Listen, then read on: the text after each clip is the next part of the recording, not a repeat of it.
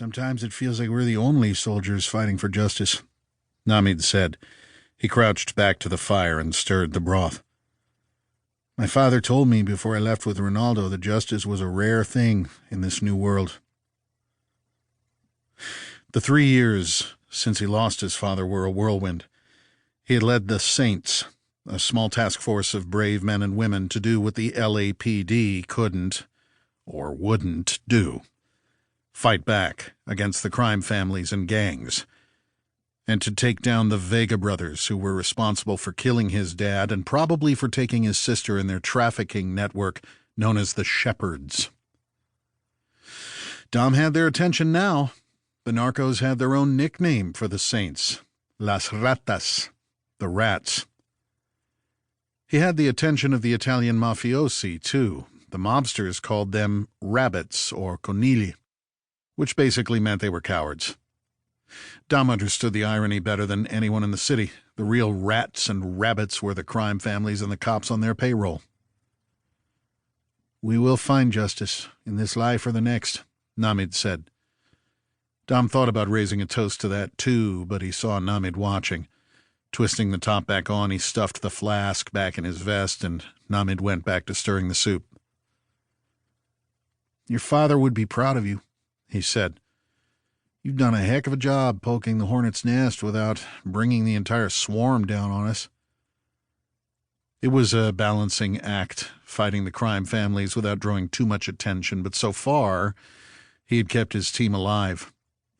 Lieutenant Zed Marks had certainly helped by keeping their identities protected and giving them fake jobs at Refugee Processing Center 4, a facility under the umbrella of the Los Angeles County Sheriff's Department. But Dom knew that it was only a matter of time before their luck ran out. For every gangster they took off the streets, 3 more would step up to take his place, eager to make money and feed their families. And every time the Saints destroyed a shipment of drugs, more would come flooding into the city. Using their guerrilla tactics, they won battle after battle, but they weren't any closer to winning the war. He had needed a vacation from fighting in the city, so he headed to the desert after Namid agreed to lead them to the same black hole that swallowed his sister years ago.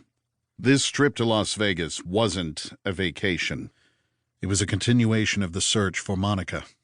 And this time, he had a faint lead that Lieutenant Marks had given them after interrogating 2 Vega sicarios. There was a small chance his sister had been taken to a place in Sin City that he couldn't even bear to think about. While he went there to search with Namid and Moose, the rest of their small undercover task force waited back in Los Angeles. Dom had left William Bettis in charge of the team, with Camila Santiago second in command. Thanks to his former high school Spanish partner turned cop, they knew the best routes to Las Vegas and how to stay alive once they got there. You got the map? I want to take a look, Dom said. Namid reached into his vest and pulled out the map Camila had given them, a present from her uncle, Alvaro, who ran a smuggling operation. Unlike the Shepherds and other human traffickers, Alvaro helped people get across the desert to safety, not into slavery. And the man had memorized all the good roads and most of the bad ones. Glad we have this, Namid said, handing the map over. A lot's changed since I was out here last. Cayenne hopped over to the soup, sniffed the air, and whined. Dom looked up from the chart, unable to see much by the thin moonlight. Okay, he said to the dog. I'll feed you. Tail whipping back and forth, she followed Dom to the back of the truck, where he rummaged through his gear until he found her food.